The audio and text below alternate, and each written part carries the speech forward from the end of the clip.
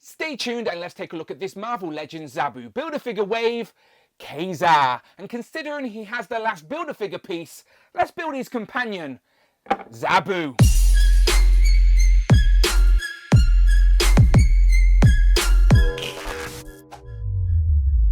How and welcome back to the channel, Dan Who Reviews. As always, my name is Dan W. Make sure you are following me on Instagram at It's Dan Who. And remember now you can hit that join button and become a channel member as well. Either show some love or join the members club. Much, much appreciated. Today we have gotten to the end of another Marvel Legends Build-A-Figure wave. It is of course the Zabu Build-A-Figure wave, and considering we're finishing with Kazar, we may as well build Zabu as well, as these two pair beautifully together. Remember, it was Zabu that rescued and raised Kazar in the Savage Land. To be honest, the only missing piece we've got is Shana the She-Devil, as the last time we got those three characters was a San Diego Comic-Con box set in 2008. So it has been a while since we have gotten upgrades of this character, and to be honest, Shana should have really been in this wave as well. I do think it would have made it more desirable overall, but these two absolutely have to go together.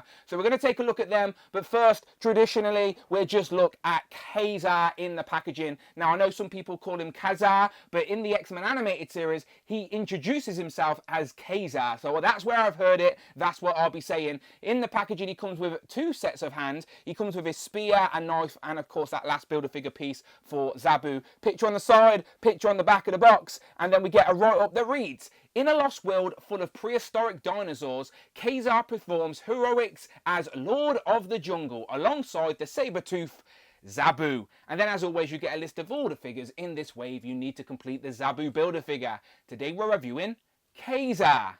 So this is essentially the closest thing you're going to get to Marvel's version of Tarzan, but instead he was raised in a prehistoric hidden jungle.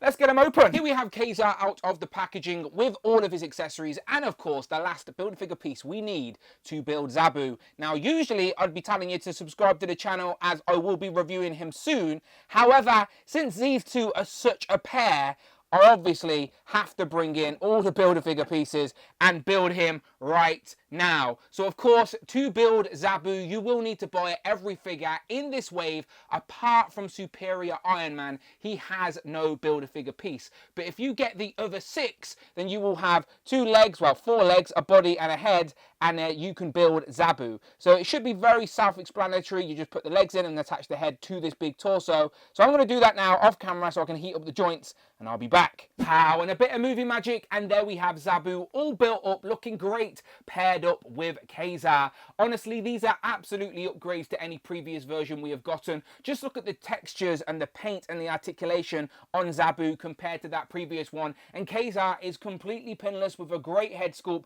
Honestly, we're just missing Shana to complete the trio, but the Hasbro team did acknowledge she is missing from this setup, so hopefully she is on the cards for sooner rather than later. If I get the tape measure out, you will see that Kazar stands at your average Marvel Legend height of just over 6.5 inches tall, and Zabu is over 4 inches, but depending on how you pose him will depend on what height you get him on your display. But honestly, I think they look great together. I think they scale great together. So let's look at these individually one by one, and let's start off with Kazar. I think they've done a solid job with this head sculpt. I do think it's brand new, and I like the expression on his face, very stern and serious with those piercing blue eyes. And I also didn't realise there was a salon in the Savage Land, but this guy clearly has an appointment booked, as he does have a bit of a highlight in his hair. There's definitely like a darker wash over that to bring out some of the sculpted detail for his blonde hair, to definitely give it a sort of dirty blonde approach. So you have some strands of hair sticking out in the sculpt. You've got one ear on show and then a bit more wild hair over there, but considering he lives in the wild, his hair is looking great. And I know people already have plans of using this blonde haired head sculpt for other blonde Marvel characters, but mine will absolutely be staying on Kazar. It's on the disc and hinge, so he can bury the chin. You can't look up too much because the hair does hit the back, unfortunately, but you still get your regular swivel as well. So yeah, really like that. Digital face printing tech on show as always. Really, really nice. Now, looking at the rest of the body, what can I tell you? It's basically a naked man, but he is completely pinless elbows, completely pinless knees, which does make it very aesthetically pleasing. The only colour is, of course, his trunk. So he's got these furry sculpted trunks with a little bit of a waistband as well in a different shade. You can also add his knife to that waistband at the back like so, and then his boots also have that furry sort of outline, which do very cleverly hide the boot swivel as well. And there is a nice leather texture on those boots as well as the sculpted fur. No real paint detail there as well. I do think a wash would have brought out that. Maybe there is, I can't really tell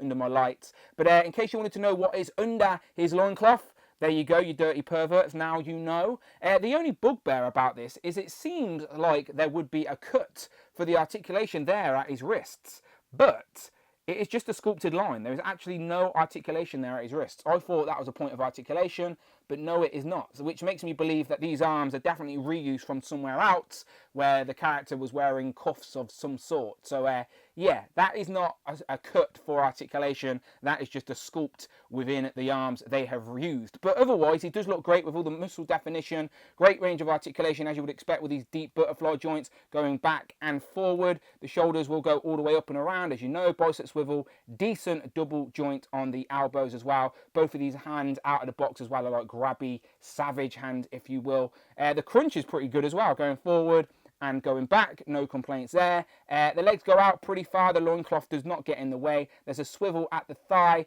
and then you've got a decent double joint as well for the knees, and then the boot swivel, as I mentioned, ankle pivot and rocker. So yeah, this guy is honestly looking really nice. There's a better look at the range on the knees. This guy is obviously very agile, who lives in the jungle, raised by a sabretooth, so of course you need him to be very agile, but yeah, I think he looks great. In regards to accessories, as I mentioned, you get 3 sets of hands, the first one being these grabby hands. We also get a set of fisted hands for more neutral poses or fighting, and finally you get a set of trigger finger hands, as it is a trademark of the Savage Land that they all run around with guns in the jungle. Obviously I'm being sarcastic. I don't know why they have given trigger finger hands, but they definitely are, as they have the up and down hinge. So he's going to look great posed up with some weapons. I am assuming they are a substitute for gripping hands, as we're going to be able to hold his spear with both hands here. So let's try and plug that in like so. So yeah, they are trigger finger hands, but they obviously will hold his spear. So obviously the staff is just done in a brown, and then the hilt up top is like a sort of stonish sort of brown with a little bit of texture in there, and then it's wrapped up with a bit of rope as well. So he's obviously got a homemade weapon there from the Savage Land. That's more like it, no guns for sure. Can he hold that knife with another hand? I'm sure he can. Where's his knife? So I've harnessed it to the back. Let's hold his knife. And yeah, his knife is the same. It's a blade with a gold hilt, and then you've got a nice sort of gunmetal grey chrome sort of blade as well. So yeah, there's your accessories. Moving on to his saber-tooth companion, it is of course Zabu, who is looking really nice. Look at this head sculpt with those piercing green eyes, and then you've got the teeth with the saber-tooth fangs sticking out of the mouth, and the mouth is actually articulated so you can lift the jaw really wide, and then you've got the pinkness in there for the tongue with the teeth. Really, really nicely done. They did not skimp on some of the details. Really does give him some nice expression for the shelf. And then the whole figure has this really nice fur texture throughout. Every single limb, every single leg has this sort of fur texture on. Then you've got his claws, you've got the little saber-tooth prints on the bottom as well, and there's definitely different elements of a darker wash on certain areas of his fur, and there's also a lighter sort of shade on his belly as well. So there's definitely more detail on here, and as the light catches it just right, it does look really nice. But yeah, just like straight on, there is no denying that he doesn't look really, really nice. So the head is on a ball joint, so obviously you've got your swivel there for the head, you get a little bit of up and down for the head too, but also this section, this sort of mane if you will, does slide up and down. Now you have to give it a bit of welly, but you can slide it down, so you can literally get him staring at the floor. Maybe if I zoom out that will help. And then also this mane, as I said, you can slide it up, but again you need to give it a bit of welly, and you can feel it click, and now he can look all the way up as well with the extra head articulation on that ball joint. So you do get a bit of swivel and tilt as well. So yeah, more articulation there than it seems. Same with the waist here. I guess we'll call it your waist. You got the turning left and right. It's on a ball joint, so you can get a full range of motion, like looking up, down. So nice ball joint there. And then I didn't even realise until this moment, but his tail is articulated as well. So you can even make his tail wag like he's really happy to see Kazar. And then each leg has articulation. The front 2 legs, you've got the crunch there, and then the paw has the crunch there too. So they can go up like so, and you can flatten out the paws. And then the back, they have backwards, and then you've got like that inverted knee there, and then also the feet, the paws. And also the legs will come out on these ball joints. Like, look at that, they will open wide, so you can get them into like these pouncing sort of poses, because these will come out like so. Same at the back here as well, if you can see that on camera. So, and again, these will go up and down and spin it all the way around. Same with these arms, these will go all the way up and literally all the way around. So honestly, people, wait until you get this in hand. So much range, so much expression. This guy is going to be hard to choose a pose for on the display. When he's pouncing and attacking some enemies, he's going to look great. Wait until you get him in hand for yourself so you can have a little play in a pose, as he honestly has so much articulation. Hasbro have done a great job with this sabretooth. I love how it's textured throughout, and as the light hits it, you can sort of see those different shades of orange as well, with lots of detail on the paws and on the mouth. Look, I'm basically using his tail as a kickstand, so I can get him posed all the way up. So he's basically as tall as Kazar there on a display. So as I said, you're going to have lots of fun posing these two up for absolute sure. There's no doubt about it. These two are genuinely great representations of the characters in figure form. As we move into comparisons, something a little bit different to start. As I mentioned, Hasbro have been doing a great job at some of their 1/12 animals across the line. So here we have some G.I. Joe classified examples, as we have Fiona the crocodile and then 2 different versions of Timber. Now, Zabu actually has the same articulation as these Timberwolves, and if you've got them, you know they are great figures. These actually do have pins on the legs, where Zabu has no pins at all, so aesthetically he's a little bit more appealing, and as I said, just a solid representation of the character for our Legends collection. But yeah, if you wanted to see how Kazar and Zabu look next to some other wild animals, then there we have a few. Again, something a little bit different, but if you are trying to build out a 1/12 scale display of the Savage Land with some dinosaurs, then look no further than the Mattel's Amber collection from Jurassic Park. That has unfortunately since been retired, but they did do lots of different dinosaurs, including repainting this Velociraptor about 6 different times. They also did other dinosaurs. Here we got a little baby T-Rex, but there are plenty others out there, and look how good they scale with our Marvel Legends. If I move Zabu out the way and just bring in Kazar a little bit closer, let's bring all these in, you can see they absolutely scale, and if you're taking pictures or building out some display, then these will absolutely work, and they have so much articulation on as well for posing out. So yeah, go and check out the Amber collection. They will absolutely work. These Velociraptors are so good. Now, apart from some of the X-Men, the next noticeable addition to the Savage Land we have in our Marvel Legends collection is, of course, Sauron, who is a very sought-after Build-A-Figure, and I do think he's one of those characters that would likely get re-released single-packed, or maybe even upgraded, as this reused a lot of old lizard parts. So there is potential there, but he is still a great-looking legend, undoubtedly, with an impressive wingspan, articulated jaw, and these 3 are now the start of a Savage Land display for our collection. As I said, there are plenty of other dinosaurs we could get, but I would like Shana the she-devil next, as I do think that completes the sort of mind's eye trio of the Savage Land. But there is no doubt Sauron is another great addition. So let's not wait around, let's bring in some of the X-Men. Here we have, of course, Wolverine and Cyclops. This is the Apocalypse Wave Wolverine and the Warlock Wave from a good few years back. Of course, now we have X-Men 97 versions, and Kazar did appear in the animated show, so let's have a look at them. And there we have them compared to the X-Men 97 counterparts. So I know people like to mix and match their displays, whether it be comic or animated. It doesn't matter. It's a solid representation of the character,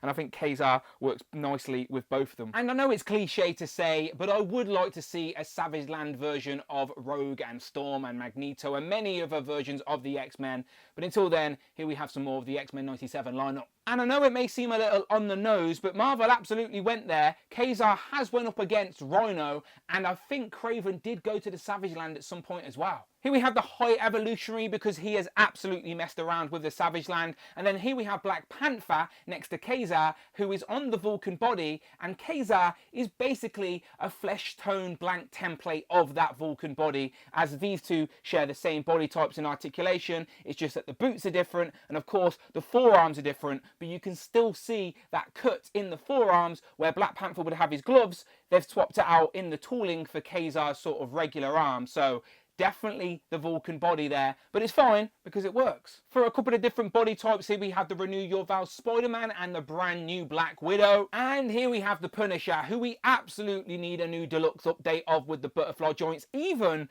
a Punisher on the Vulcan body at this point would be an upgrade, as look how good Kazar looks with his weaponry that he's going to use in the Savage Land with the butterfly joints, the trigger finger hands.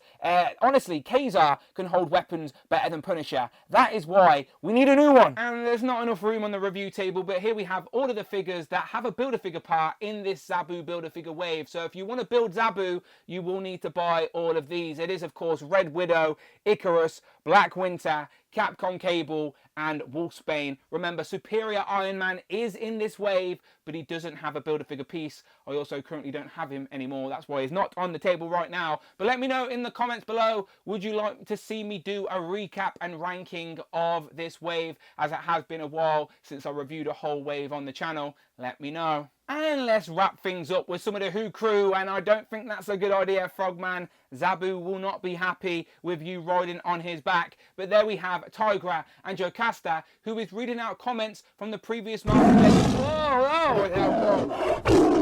That's not good.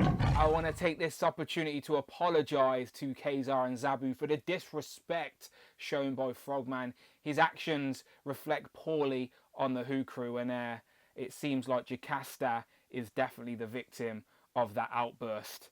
I do apologise to Jocasta. I guess she's not reading anything out today, but we do have Captain Britain and Hal, Fire, Hank. So, final thoughts on this Marvel Legends Zabu Build-A-Figure wave. Zabu, and of course his companion of the Savage Land, Kazar, or Kazar if you really want to. I genuinely did not expect to like these two as much as I do. Now I have them both out the box. I've built up Zabu and Kazar's paired with him. These are a massive upgrade to anything we have previously had, and a solid representation of the characters in our Marvel Legends collection. Undoubtedly, I am very happy with these two, and I'm sure you will be as well. So you can let me know in the comments below, do you plan on getting these two? Are you hoping that we also get Shana as well? And what other characters associated with the Savage Land would you like to add to our Marvel Legends collection? Always curious to hear your thoughts in the comments below. But if you like Marvel Legends, then wow, you are absolutely in the right place. Check out the videos tab, find the playlist, but most importantly, please, please, please, hit that subscribe button, hit all of the notification bell, don't miss out on a video, and please hit that join button, become a channel member, either show some love or join the members club. Much, much appreciated. You will be able to find me in person in London at MCM Comic-Con from the 24th to the 26th of May. Now, it depends on when this video goes live. I might be there right now, but look out for the coverage all the same, as Hasbro are partnering up with In-Demand Toys to show off for the first time in person some brand new Marvel Legends, Star Wars, Black Series and Vintage and Transformers at the convention. I'll be there buying toys, talking toys, so if you're around London, I'll see you there, alright? MCM Comic-Con, Hasbro and In Demand, links in the description. Until then though, you can follow me on Instagram at It's Dan Who. I'm on Twitter at Dan Who Reviews, and I will of course see you on the next one.